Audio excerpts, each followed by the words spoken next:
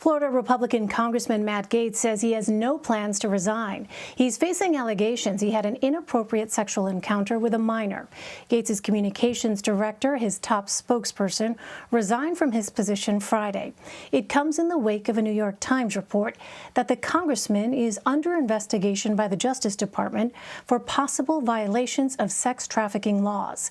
Gaetz has been accused of having an inappropriate relationship with the 17-year-old girl and paying for her travel with him.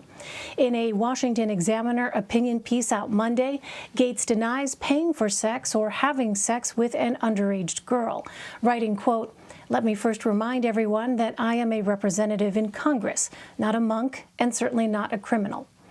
Miami Herald Capitol Bureau Chief Mary Ellen Kloss joins me now with more from Tallahassee.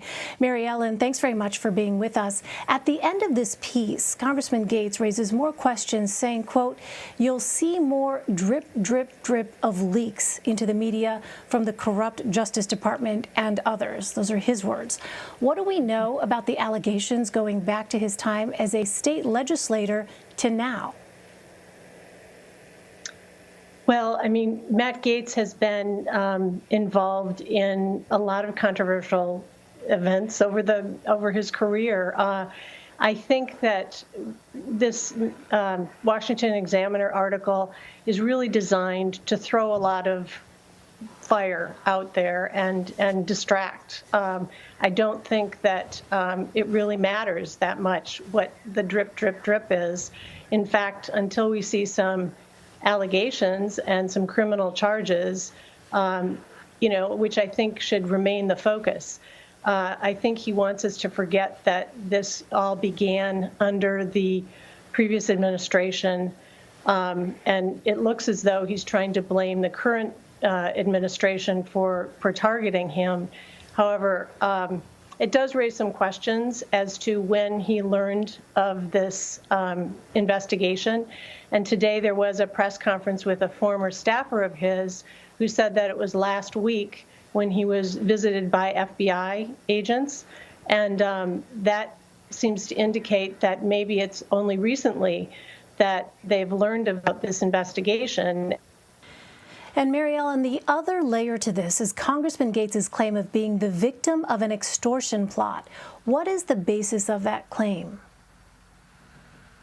Well, in many ways, it is a very different claim. He alleges that his father, who is a former state Senate president and a multimillionaire, was asked for money to investigate an Iranian hostage whose family has indicated that they believe he's dead.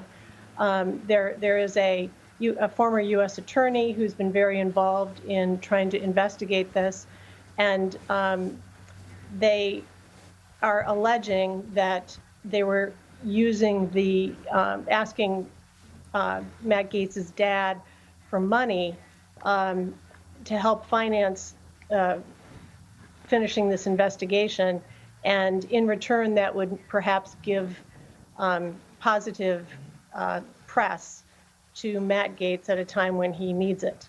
So they are claiming that that's an extortion. The former U.S. attorney and his law firm has vigorously denied that there was any intention involved in this. It does appear that this is a bit of a distraction, and it's again not focused on the fundamental issue before regarding the FBI's claim or investigation into Matt Gaetz. Well, over the weekend, we saw reports of quotes from anonymous House Republicans who said they thought that Congressman Gaetz's days in Congress were numbered, but he seems intent on sticking it out. Does his media offensive put him at legal risk at all? It's a good question. I think that this is classic Matt Gaetz. He's a fighter. He is a sharp tongue. He will not go easily. On the other hand, if you're facing these kind of allegations, in many ways, you're going to, dredge up a lot of enemies. that is one thing that, having followed him and his family, you're either with the Gaetz family or you're against them, and there's not a lot of middle ground. So I think that what we've seen by these former anonymous colleagues of his are the people who are on the anti-Gaetz crowd. In some ways, it's a little bit like, following a mafia family.